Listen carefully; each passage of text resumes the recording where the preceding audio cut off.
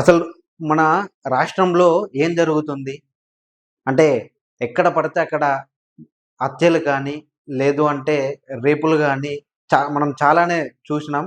వింటూనే ఉన్నాం ఇంకా. మరి దీనికి అడ్డుకట్ట వేసేది ఎవరు?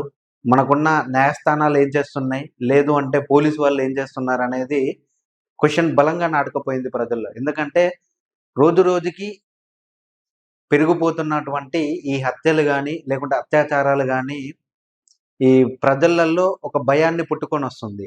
ఎందుకంటే బయటికి వెళ్ళాలన్నా, లేదంటే బయటికి వెళ్ళిన వాళ్ళు తిరిగి రావాలన్నా కొంచెం భయంగానే ఉంటుంది కుటుంబ సభ్యులకి.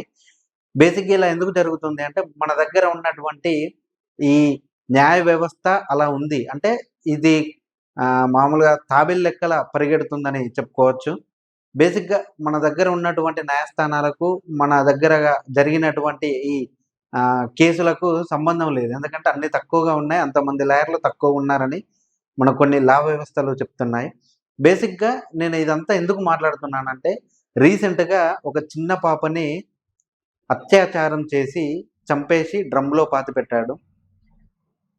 ఇది ఎవరు చేశారు అంటే, ఇది ఎక్కడ జరిగింది అంటే, అన్నమయ్య జిల్లాలోని మదనపల్లిలో జరిగినటువంటి ఈ ఘటన అసలు వినడానికి గూడా కొంచెం జాలేస్తుంది, భయమేస్తుంది కూడా.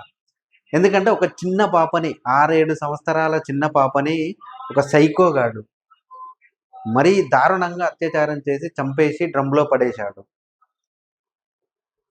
అలా జరగడానికి అసలు అది కారణం ఏంది? అదెక్కడ జరిగిందనేది ఆ సైకోగానికి ఇంతకు ముందేమన్నా నేర చరిత్ర ఉందనేది ఒకసారి తెలుసుకుందాం. ఇది బేసిక్‌గా ఒక చిన్న పల్లెటూరులో ఈ చేనేత కార్మికులు ఉండేటువంటి ఒక కాలనీలో జరిగినటువంటి ఈ సంఘటన. అయితే ఎవరి పనిలో వాళ్ళు బిజీగా ఉన్నారు. ఈ చిన్న పాప ఆడుకుంటూ తన ఆహ్, అంటే కాలనీలో వాళ్ళ ఫ్రెండ్స్ తోటి ఆడుకుంటూ బయటకు వెళ్ళింది. అదే క్రమంలో వాళ్ళ కాలనీలో ఉండేటువంటి ఒక సైకోగాడు ఈమెను తీసుకెళ్ళి అత్యాచారం చేసి, చంపేసి ఒక డ్రమ్‌లో పాతిపెట్టాడు.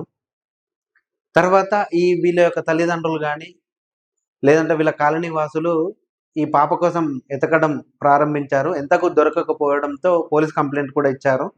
పోలీసు వాళ్ళు ఇన్వెస్టిగేషన్‌లో ఈ కాలనీకి వచ్చేసి తనదైన శైలిలో ఇన్వెస్టిగేషన్ చేసి, ఈ సైకోగాడు చంపాడు, ఈ సైకోగాడు ఇదంతా చేశాడని బట్టబయలు చేశారు.